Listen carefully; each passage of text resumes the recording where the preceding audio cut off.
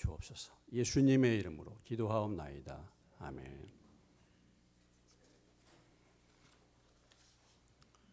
저희가 주일 예배 때마다 사도행전 말씀을 나누고 있는데 5월 달에는 가정의 달이어서 사도행전 잠깐 말씀이 중단되고 오늘 다시 이제 말씀이 시작되고 있습니다. 사도행전은 신약 성경에서 교회 역사서로서 계시록과 함께 계시록과 함께 두 가지 역사서입니다. 교회가 어떻게 세워졌는가, 교회가 어떻게 세워져서 교회가 어떻게 확산되고 그리고 교회가 확장되는 그런 과정을 사도행전은 우리에게 말씀해 주고 있습니다. 사도행전을 통해서 우리는 처음 교회가 세워졌을 때의 그 모습, 처음 주님을 뜨겁게 만났던 성도들의 그 뜨거운, 그 역동적인 하나님의 역사를 보면서 오늘 우리의 미지근한 우리의 신앙이 다시 한번 새롭게 되는 은혜를 받을 수 있는 저와 여러분 되시기를 주의 이름으로 축원합니다. 초대교회의 역사는 하나님의 놀라운 표적으로부터 시작된 것을 볼 수 있습니다. 오순절 마가의 다락방에 120명의 문도들이 간절히 기도했을 때 성령이 그들에게 임하고 각국의 방언으로 많은 사람들을 놀라게 하는 이런 성령 충만, 성령의 임재의 역사로부터 교회가 탄생되었고, 그로 인해서 하나님의 말씀이 증거되고 많은 사람들이 예수를 믿는 그런 교회 공동체가 세워졌습니다. 사도행전 2장 42절로 47절의 말씀을 통해서 세워진 초대교회의 아름다운 모습, 그 교회는 정말 하나님의 은혜를 입은 사람들의 변화된 아름다운 공동체의 모습을 우리에게 보여주고 있습니다. 그 교회가 어떻게 확장되어 가고 있는가, 3장 이하에 이제 7장까지 예루살렘에 있어서의 교회 확장의 과정을 설명해 주고 있는데, 나타내 주고 있는데, 특별히 3장의 말씀도 하나님의 놀라운 표적을 통해서 교회가 계속 확장되고 있는 모습을 우리에게 보여주고 있습니다.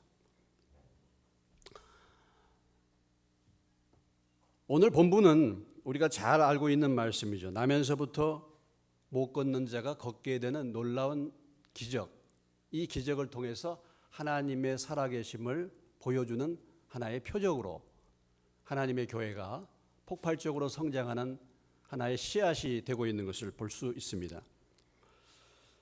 기적은 일반적으로 이렇게 기적이라고 하지만은 하나님의 역사가 그 기적을 통해서 하나님의 역사를 보여줄 때 그 기적을 우리는 표적이라고 말합니다.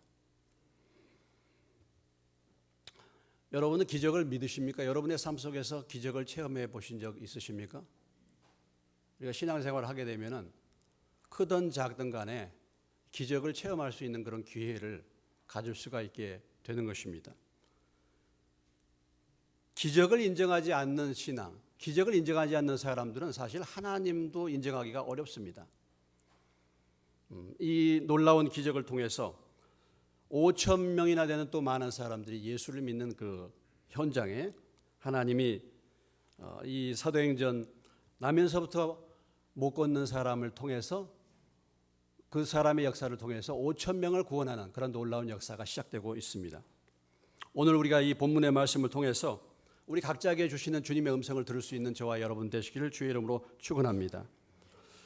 먼저 우리는 오늘 이 사건을 볼 때 등장하고 있는 나면서부터 못 걷는 사람을 우리가 먼저 주목해 봐야 되겠습니다. 나면서부터 못 걷는 자, 옛날 성경에 보면은 안진병이라고 그렇게 표현이 되어 있죠. 안진병이라는 그런 표현보다는 요즘에는 이제 나면서부터 못 걷게 된 자로 이렇게 성경이 좀 더 순화된 언어로 표현을 하고 있는데, 나면서부터 못 걷게 된 사람이 있었습니다. 스스로 움직일 수 없는 사람이죠. 이 사람은 오늘 말씀해 보면은 사람들이 날마다 이 사람을 메워왔다 그랬죠.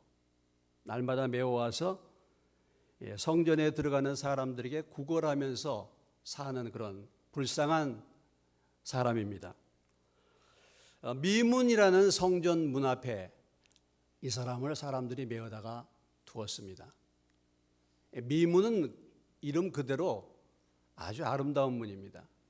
예루살렘 성전에 12개의 문이 있는데 이 미문은 굉장히 아름다운 문이에요. 한 23m의 높이로 만들어진 문인데 가장 아름다운 문이기 때문에 미문이라고 이름을 지었는데 그 성전 미문에 성전으로 들어가는 그 미문 앞에 이 사람을 두었습니다.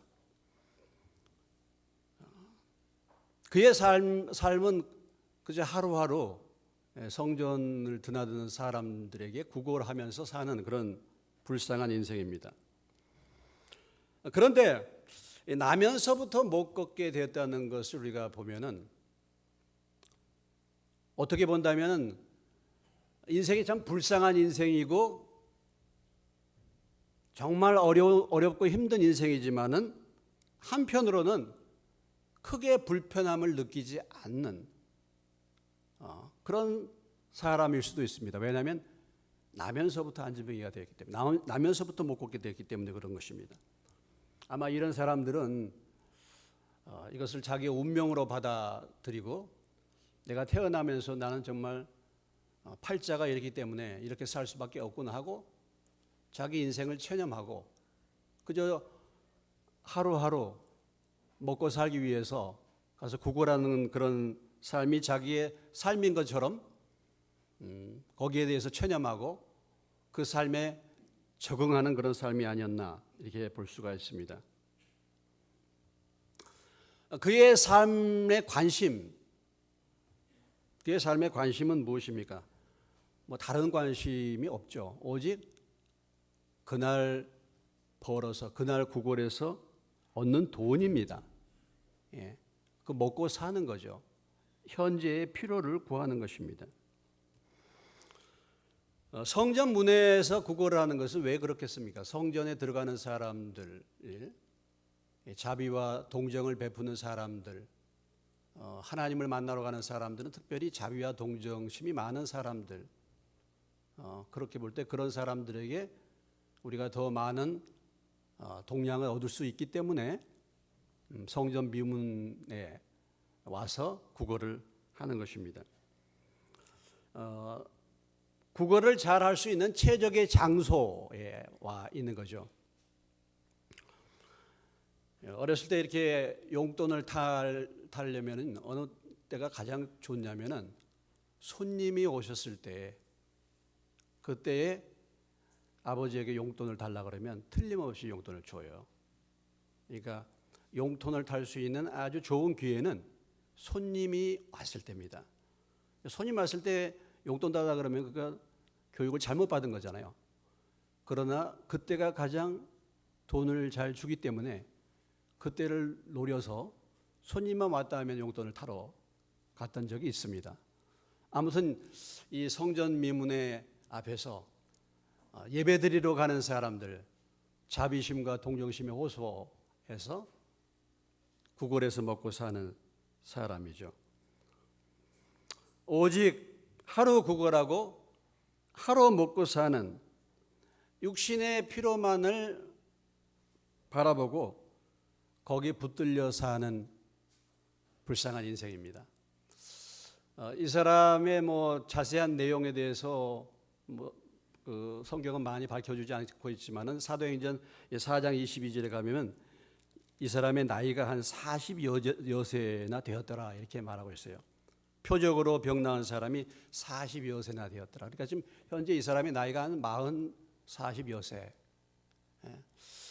결혼을 제대로 했겠습니까? 결혼도 못하고 어렸을 때부터 그렇으니까 언제부터 이 성전 미문에 나와서 구걸을 했는지 상당히 오랜 기간 동안 이 자리에 나와서 미문 앞에 나와서 구걸을 했던 그런 사람입니다. 오늘 이 사람은 어쩌면은 우리 인간의 모습을 상징해, 우리 인생을 상징해 주는 하나의 인물이라고 볼 수가 있어요. 성경은 종종 인간의 죄인됨을 우리에게 설명하기 위해서 문둥병자들을 종종 등장시킵니다. 문둥병이라는 것이 그 증세를 잘 자각하지 못하는 가운데서 나타나는 그런 병이기 때문에 인간이 그 문둥병이 알게 모르게 이렇게 죄가 번져 나가서 문둥병균이 번져 나가서 문둥병에 드는 것처럼 사람들이 죄인인지도 알지 못하고 그 죄가 사람들의 심령을 이렇게 부패시키는 그런 모습을 설명하기 위해서 문둥병자를 종종 등장시키고 있는데, 어쩌면 오늘 이 나면서부터 안진병이 된 이 사람이 우리 인간의 모습을 잘 표현해 주는 그런 상징적인 한 인물이라고 볼 수가 있습니다. 나면서부터 마비된 인생, 나면서부터 어쩔 수 없는 마음대로 움직여지지 않는 마비된 인생의 모습이죠. 시편 51편 5절에 다윗이 이렇게 고백하고 있습니다. 내가 죄악 중에서 출생하였으며 어머니가 죄 중에서 나를 잉태하였나이다. 그랬어요. 내가 나면서부터 죄악 중에서 출생했다는 것입니다. 죄인으로 이 세상에 나왔다는 것이죠.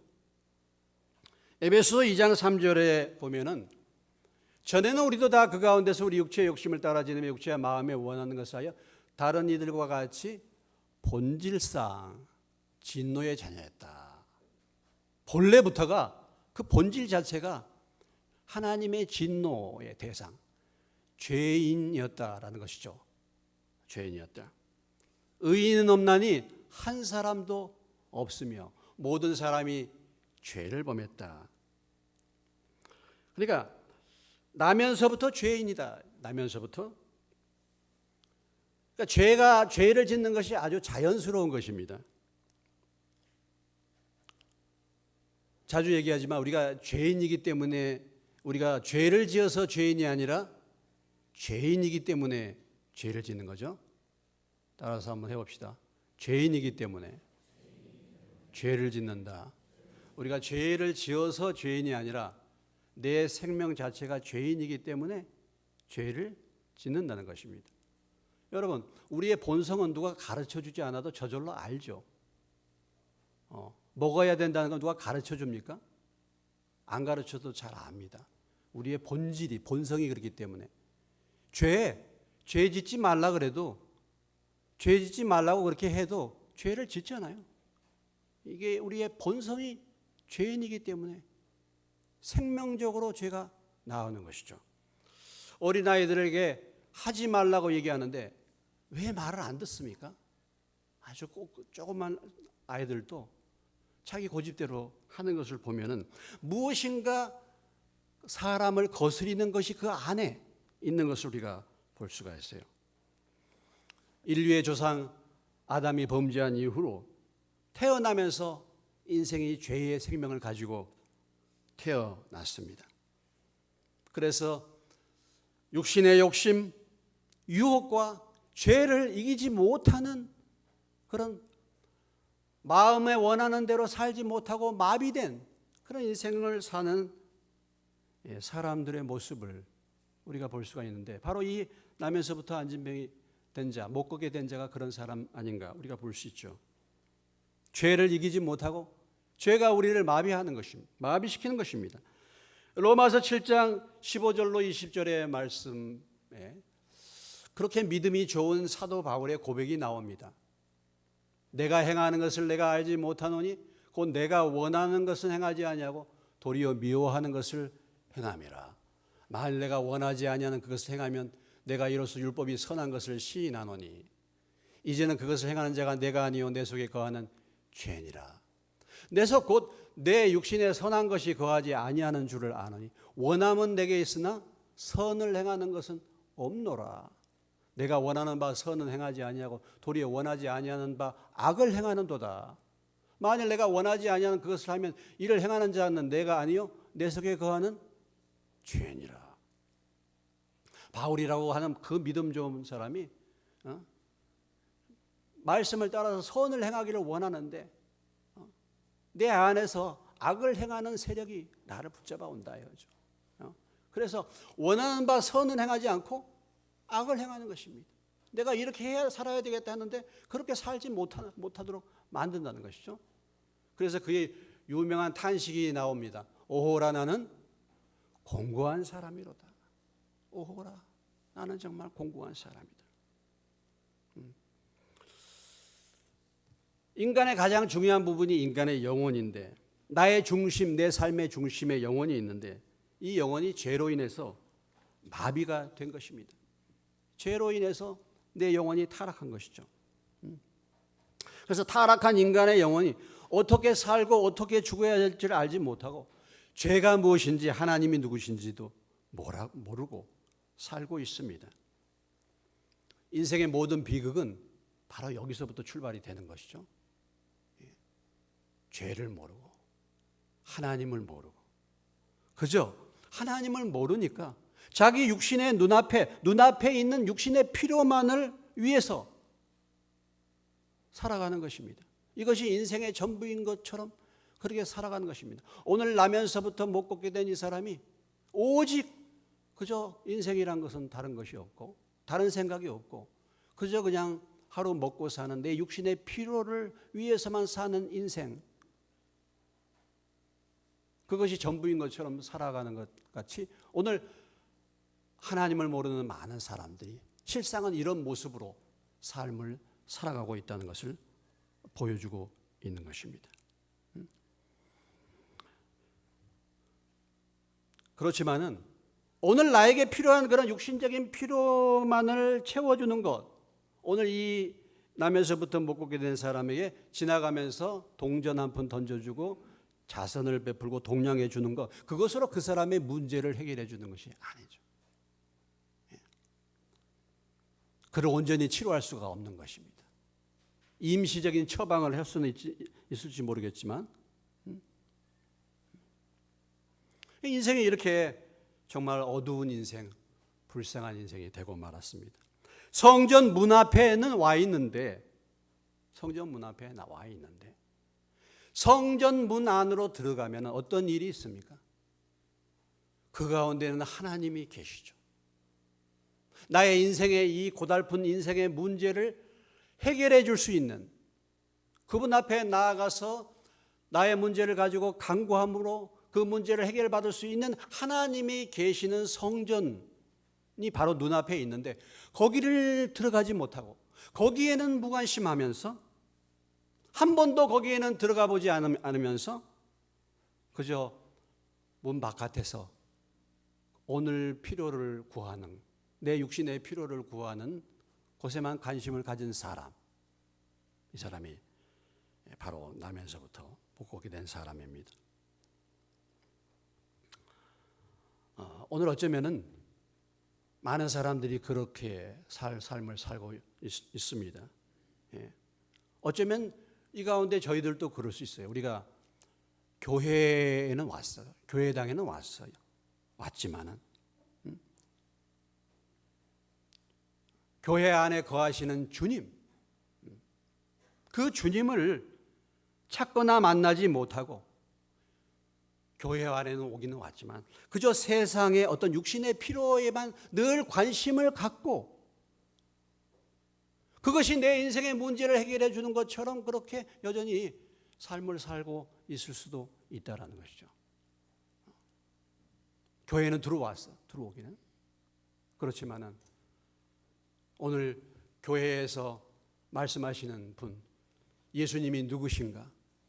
예수님의 십자가가 어떤 의미인가? 예수님의 부활이 어떤 의미인가? 예수님을 만나는 것이 어떤 의미인가? 과연 정말 하나님이 계시는가? 이런 부분에 대해서는 전혀 관심이 없이 오기는 오는데 내 육신의 필요를 채워줄 것에만 관심을 갖고 그것을 날마다 바라보면서 그것을 추구할 수 있는 그런 삶을 살 수도 있는 것입니다. 그나마라도 오늘 이 나면서 못 걷게 된 사람은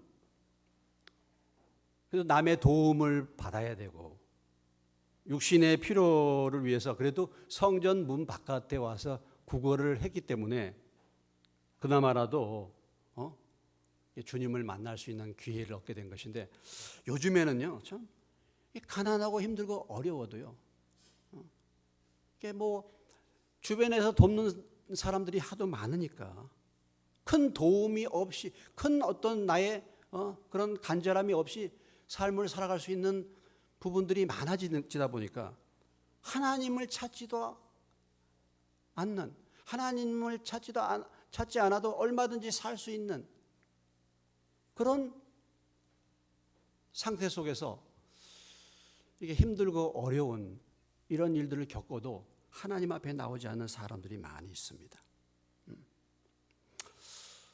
오늘 우리가 이 나면서부터 못 보게 된 사람의 형편을 생각하면서 오늘 이 말씀을 통해서 나는 과연 어떤가? 나는 교회는 왔는데 정말 예수님에 대해서, 예수님을 만났는가? 예수님에 대해서 정말 관심이 있는가? 십자가에서 나의 죄를 위해서 죽으시고 나를 의롭게 하시기 위해서 사흘 만에 부활하신 그 예수 그리스도를 참으로 나의 구주와 주님으로 믿었는가? 내 죄가 어떻다는 것을, 내 죄가 하나님 앞에 어떤 죄인가를 정말 깨달았는가? 그래서 그 죄를 회개하고 예수님을 만나게 되었는가? 그런 것에 관심을 가지면서 여러분이 교회에 나오시는지, 아니면은 마치 성전 문 앞에 있기는 있지만 세상의 것에만 늘 관심을 기울이는 이런 사람인지 다시 한번 돌아볼 수 있는 그런 시간이 되시기를 주의 이름으로 축원합니다. 이 나면서부터 못 걷게 된 사람이 이제 구걸하러 나오는데, 오늘 이 기적의 사건에서 결정적인 역할을 하는 사람들이 누굽니까? 우리는 베드로와 요한인 것을 볼 수 있습니다. 베드로와 요한이죠. 베드로와 요한입니다. 이 사람이 베드로와 요한을 만났기 때문에 그 놀라운 기적을 체험하게 된 줄로 믿습니다. 인생은 참 만남이에요. 만남의 복을 받아야 돼요. 여러분의 삶에 만남의 복이 있으시기를 주의 이름으로 축원합니다. 주님을 만나시기를 주의 이름으로 축원합니다. 믿음이 충만한 자를 만나시기를 주의 이름으로 축원합니다. 베드로와 요한이 어떤 사람입니까? 우리가 잘 알다시피 베드로와 요한은 당시 초대교회의 대표적인 지도자들이죠. 대표적인 지도자들입니다. 교회의 지도자들입니다. 그들이 기도에 힘쓰는 자들인 것을 볼 수 있어요. 오늘 3장 1절에 제9시 기도 시간에 베드로와 요한이 성전에 올라갈새 그랬죠. 무엇하러 올라갔습니까? 기도하러 올라갔죠. 기도 시간이죠. 기도 시간입니다. 여러분, 기도할 때 성령 충만을 받게 될 줄로 믿습니다. 성령을 어떻게 예루살렘 교회 사람들이 성령을 받았습니까? 사도행전 1장 14절에 그들이 마음을 오로지 하여 기도에 힘쓰다가 성령을 받게 된 줄로 믿으시기 바랍니다. 기도하다가 성령 충만을 받아. 그리고 사도행전 2장 42절에 보면은 그들이 사도의 가르침을 받아 서로 교제하고 떡을 떠며 오로지 기도하기를 힘쓰더라 그랬어요. 초대교회는 기도하기에 힘쓰는 교회, 기도하다가 성령 받은 교회, 기도에 힘쓰는 교회였습니다. 여러분, 기도하다 성령 받으시고 기도에 힘쓰시기를 주의 이름으로 축원합니다. 그럴 때 능력이 나타나는 거예요. 그들은 성령 충만한 자들이었습니다. 그들이 기도하러 성전에 왔어요. 오늘 이 말씀을 보면은 초대교회의 교인들은 기도가 생활이었다라는 것이죠. 기도가 생활이 되시기를 주의 이름으로 축원합니다. 유대인들은 하루에 3번 기도했습니다. 오전 9시, 또 정오에, 오후 3시에 이렇게 기도했어요. 어떤 사람들은 또 해질 무렵에 기도해요. 여러분, 이슬람은 하루에 몇 번 기도한다고 그랬죠? 5번 기도합니다. 이슬람은 5번 기도해요. 매일 기도 시간을 정하고 그들이 기도했어요. 그것이 하나의 삶이었습니다. 유대인들의 삶. 누가복음 22장 39절로 40절, 이것이 유대인들만의 습관이 아니라 예수님의 삶이었죠. 22장 39절 40절, 예수께서 나가사 습관을 따라 감람산에 가시매 제자들도 따라갔더니 그곳에 이르러 그들에게 이르시되 유혹에 빠지지 않게 무엇하라고요? 기도하라 하셨습니다. 기도할 때 유혹을 이겨낼 줄로 믿습니다. 유혹에 빠지지 않게 기도하라. 예수님이 습관을 따라서 감람산에 무엇하러 가셨습니까? 기도하러 가셨다는 거죠. 기도가 습관이었다는 것입니다. 예수님도. 그래서 마가복음 1장 35절에 보면 예수님이 한적한 곳에, 새벽 미명에 한적한 곳에 가서 기도하셨다 그랬죠.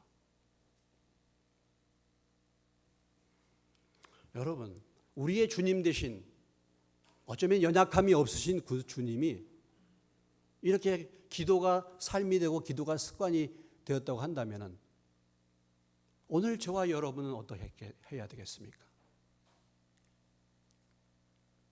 사도행전 10장 3절에 유대교를 믿어서 경건한 삶을 살기를 원하는 고넬료가 등장하고 있는데, 고넬료가 하루는 제 9시쯤 되어 환상 중에 밝히 봄에 하나님의 사자가 들어와 이르되 고넬료야 했습니다. 이 고넬료가 제 9시쯤 되어 무엇 하는 중에서 지금 환상을 봤습니까? 바로 기도하는 시간,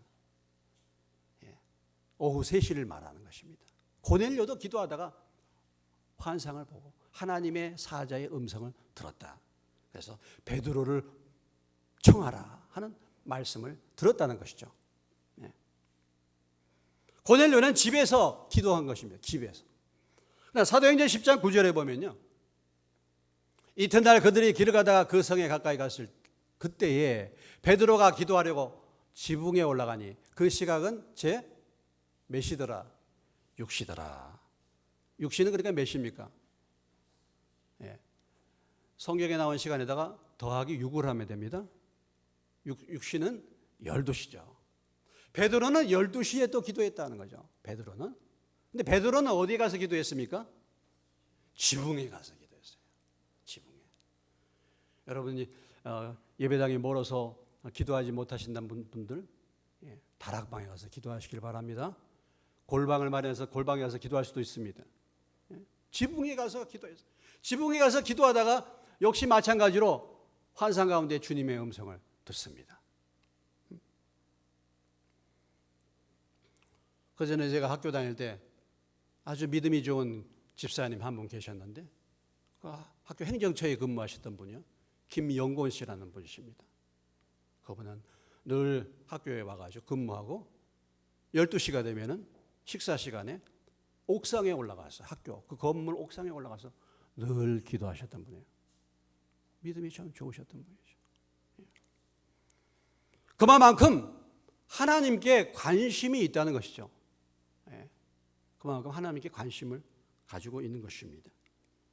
고린도전서 1장 9절에 사도 바울은 이렇게 말하고 있습니다. 너희를 불러, 같이 한번 읽겠습니다. 너희를 불러 그의 아들 예수 그리스도 우리 주와 더불어 교제하게 하시는 하나님은 미쁘시도다. 미쁘시도다. 믿음직스럽다. 그런 말인데, 너희를 불러, 하나님이 우리를 부르신 목적이 무엇입니까? 예수 그리스도 우리 주와 더불어 뭐예요? 교제하기를 원하신다. 주님과 더불어 교제, 대화하기를 원하신다. 우리를 불러서 기도하기를 원하신다. 함께 대화하기를 원하신다. 이렇게 말씀하고 있어요. 저와 여러분을 부르신 것이 하나님 아버지요, 예수 그리스도와 더불어 서로 대화하고 교제하기를 위해서 저와 여러분을 부르신 줄로 믿으시기 바랍니다. 우리 부르심의 목적이 뭐냐면 하나님과 교제하는 것, 기도하는 것입니다. 시편 103편, 105편 39절로 40절 말씀에 여호와께서 낮에는 구름을 펴사 덮개를 삼으시고 밤에는 불로 밝히셨으며 그들이 구한즉 메추라기를 가져오시고 또 하늘의 양식으로 그들을 만족하게 하셨도다 했습니다. 하나님께서 이스라엘 백성들을 애굽에서 구원한 다음에, 건져낸 다음에 바로 가나안으로 인도하지 않고 어디로 인도하셨어요? 광야로. 그럼 왜 광야로 하나님의 백성들을 인도하셨습니까? 광야를 통해서 무엇을 하나님이 가르쳐 주기를 원하십니까? 두 가지, 중요한 부분 두 가지인데요. 하나는 뭐냐면 낮에는 구름 기둥으로, 밤에는 불 기둥으로. 다시 말한다면 하나님의 인도를 따라서 사는 삶을 배우는 것입니다. 이게 광야 생활을 하는, 광야를 통해서 우리를 훈련하기 원하시는 거예요. 과거에는 다 내 마음대로 살았습니다. 내가 원하는 대로 살았어요. 내가 가고 싶은 대로 가고 내가 하고 싶은 대로 살았습니다. 그런데 하나님이 이제 광야 생활을 통해서 무엇을 배우길 원하세요? 구름 기둥. 낮에는 구름 기둥이 떠올라야지. 불 기둥이 떠올라야지 움직이는 것입니다. 하나님 앞에 기도하면서 하나님의 뜻을 구하는 삶, 하나님의 인도를 구하는 삶을 이 광야 생활을 통해서 배우게 하신 것입니다. 두 번째는 뭐냐면 그들이 구한즉 메추라기를 가져오시고 또 하늘의 양식으로 그들을 만족하게 하셨도다. 하나님을 의지하면서 하나님 앞에 기도하면서 사는 삶이에요. 결국은 광야 생활을 통해서 하나님이 배우기를 원하시는 것은 뭐냐? 우리에게 가르치기를 원하시는 건 뭐냐면 하나님을 의지하면서 기도하는 삶 가운데서 하나님의 인도를 구하고 하나님의 필요를 구하는 삶을 훈련하기 위해서 광야의 삶을 허락하신 줄로 믿으시기 바랍니다. 그런데 오늘 우리가 신앙생활 하면서도 아직 광야의 삶의 훈련을 받지 못한 사람들이 많아. 여전히 뭐예요? 기도가 없어요.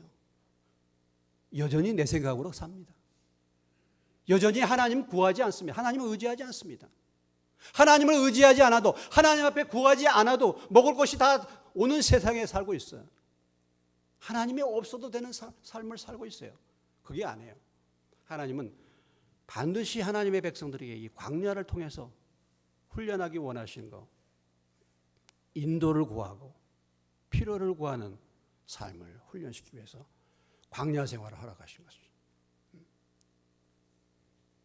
어떤 사람은 전혀 광야가 없는 사람이 있어요. 우리가 반드시 고쳐야 될 삶이 광야의 삶인데 여기서 우리가 기도를 배워야 될 줄로 믿습니다. 나는 기도가 있습니까? 나는 기도하는 사람입니까? 기도가 없는 교인, 기도를 못하는 교인, 주님과 교제가 없는 교인, 우리를 불러서 주님과 더불어 교제하기 위해서 우리를 불렀는데 기도가 없어, 주님과 교제가 없다고 한다면 내가 과연 주님을 만난 사람인가 하는 것이죠. 결혼은 했는데 대화가 없어요. 남편과 아내가. 그거 살 수 있겠습니까? 남편과 아내가 대화가 없어. 살 수가 없죠. 이거 결혼한 것입니까? 오늘 베드로와 요한이 기도할 때, 기도하러 갈 때 그들이 한 번만 기도했겠습니까? 그들이 일상적으로 늘 기도하러 왔다는 것이죠. 그러할 때 하나님의 역사를 체험하게 되는 줄로 믿으시기 바랍니다. 기도하러 가는 때에 이 나면서부터 못 걷게 된 사람을 만나게 된 거예요. 말씀에 순종할 때, 예배를 드릴 때, 복음을 전할 때 하나님의 역사가 일어나는 줄로 믿으시기 바랍니다. 전도하러 갈 때 그 사람을 만난 거예요. 예배 가운데서 하나님의 음성을 듣는 것입니다. 말씀에 순종할 때 축복의 길이 열리는 거예요. 기도하러 가다가 보니까 그가 일상적으로 기도하러 갔었고 그 사람이 계속 앉아 있을 수도 있죠. 어쩌면 다른 때 지나가다가 동전 몇 푼 던져줄 수도 있었을 것입니다. 그런데 그날 나면서부터 못 걷게 된 사람이 눈에 들어온 것입니다. 기도하러 가다 보니까 사랑과 긍휼의 눈이, 영혼을 바라보는 눈이 열리게 된 줄로 믿으시기 바랍니다. 그래서 오늘 베드로와 요한이 4절에 베드로가 요한과 더불어 주목하여 이르되 그랬어요. 과거에는 그냥 지나쳤는데 이제는 그 사람이 보이게 된 것입니다. 주목하게 된 거예요. 예? 그냥 지나칠 수 있었는데 그냥 이제는 지나칠 수가 없게 된 거죠. 그 사람의 인생의 불쌍함이, 그 영혼의 불쌍함이 보이게 된 것입니다. 정말 그에게 필요한 것이 무엇인가가 보이게 된 거예요. 근본적인 문제가 보이게 된 것입니다. 그냥 그 사람에게 동전 한 푼 던지는 것이 그 사람의 필요가 아닌 것이 보이게 된 것이죠.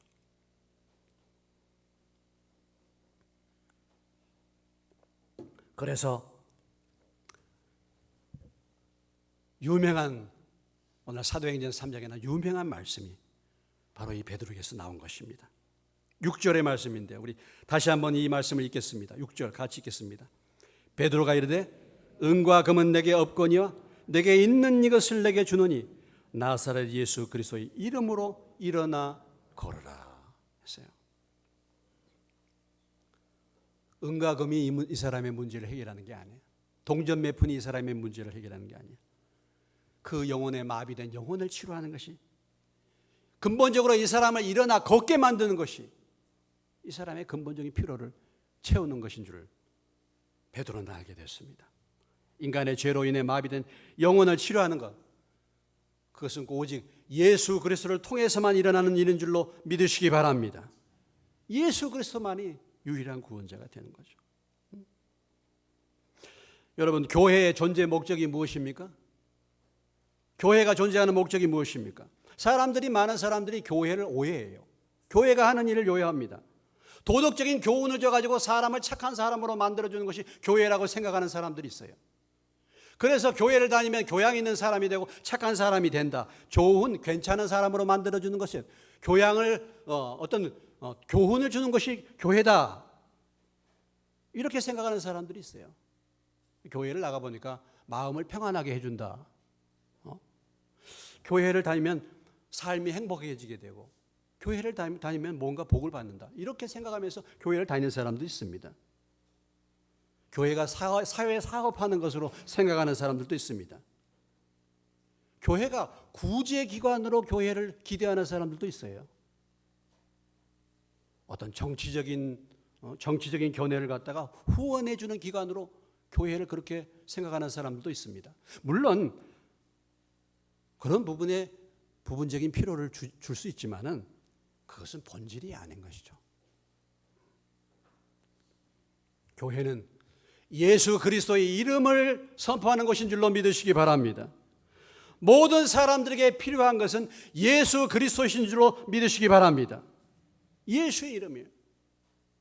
로마서 10장 9절로 10절의 말씀, 내가 만일 내 입으로 예수를 주로 시인하며 또 하나님께서 그를 죽은 자 가운데서 살리신 것을 내 마음에 믿으면 구원을 받으리라.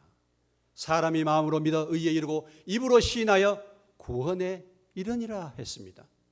13절 말씀 다 같이 한번 읽어보겠습니다. 누구든지 주의 이름을 부르는 자는 구원을 받으리라. 은과 금은 없지만, 우리에게 은과 금은 없지만 예수 그리스도의 이름을 주는 것입니다. 예수 그리스도의 이름을 선포하고 예수 그리스도의 이름으로 생명을 주는 것이 교회인 줄로 믿으시기 바랍니다. 오늘날 우리 교회의 비극이 무엇입니까? 교회가 은과 금은 많아졌는데 예수 그리스도의 이름의 권능을 상실한 것이 오늘 교회의 비극이 아니겠습니까? 오늘 우리 개인들의 문제가 무엇입니까? 우리 믿는 사람들의 문제가 무엇입니까? 은과 금은 풍부해졌는데, 은과 금은 있는데 사람들의 심령을 살리는 예수 그리스도의 복음의 이름, 그 복음의 권능을 잃어버렸다는 것이죠. 이것이 오늘 우리 자신과 교회의 비극이라고 말할 수 있습니다.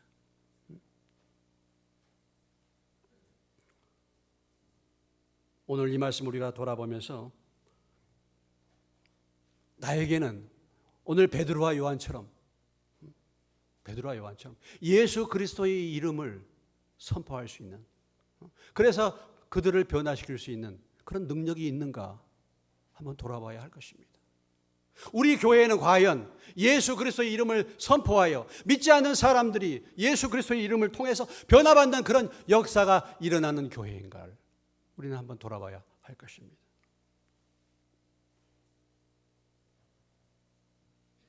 은과 금은 많이 있지만은 예수의 이름을 상실한 것입니다. 예수 이름의 권세를 상실한 것입니다. 예수 이름의 권능을 상실한 것입니다. 적극적으로 이 복음을 사람들에게 선포했는데 오늘 베드로가 나면서부터 못 걷게 된 사람이 뭐라고 얘기했어요? 동전을 몇 푼 던져주면서 교회 한번 나와봐. 예수 한번 믿어보면 어떻겠어요? 이렇게 말했습니까? 그렇게 말하지 않았죠. 우리가 믿지 않는 가족들이 있습니다. 그들을 위해서 우리가 기도합니다. 그런데 언제까지 기도만 하시겠습니까? 선포를 해야 되지 않겠습니까? 한 번은 권능으로 말을 해야 되지 않겠습니까? 언제까지 머뭇거리고 있겠습니까? 언제까지 그냥 방관하시겠습니까?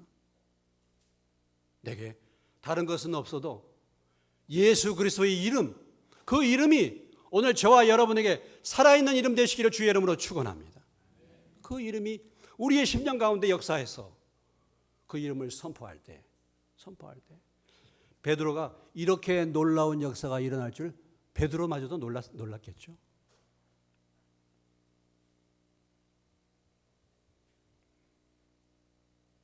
오늘 예수 그리스도의 이름의 능력을 선포하고 나누어주는 사람인가 나는? 아니면은 나면서부터 걷지 못하고 앉아있는 상태로 육신의 것만을 늘 바라보는 교인인가? 오늘 다시 한번 우리 자신을 돌아보고 베드로와 요한처럼 기도에 힘쓰며 그로 인해서 성령의 충만함을 받고 예수 그리스도의 복음을, 예수 그리스도의 이름을 능력 있게 선포할 수 있는 저와 여러분 되시기를 주의 이름으로 축원합니다. 이 말씀에 마비가 사라졌어요. 마비가 떠나갔죠. 서서 걸었다 그랬습니다. 뿐만 아니라 그들과 함께 성전으로 들어갔다는 거죠. 42여 생애 동안 성전 문 앞에서 늘 그 자리에 머물렀던 이 심령이 예수 그리스도의 이름을 통해서 그가 뛰고 걷고 인생이 변화되고 인생이 달라지고 드디어 성전으로 뛰어 들어가서 하나님을 찬양하는 놀라운 인생이 된 것입니다. 예수 그리스도의 이름은 이와 같은 권세와 능력이 있는 줄로 믿으시기 바랍니다. 그렇죠. 우리가 예수 이름을 받아서 저도 그렇고 여러분도 그렇고 저도 저희 인생이 달라지지 않았습니까? 우리의 인생 나만을 위해서 이기적인 목표를 가지고 인생 살면서 은과 금이 내 인생의 목표였어요. 과거에는. 그런데 예수 그리스도의 이름을 통해서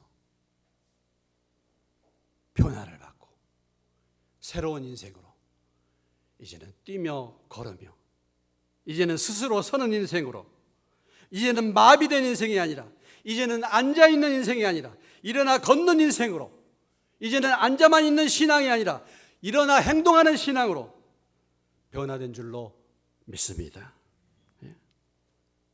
예수를 만나면 인간이 바뀌는 거죠. 어둠 속에 살던 이 인생 평생 그렇죠.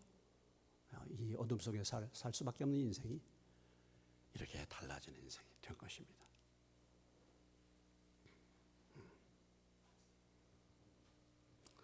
오늘 말씀을 통해서 두 무리를 생각했어요. 나면서부터 못 걷는 사람.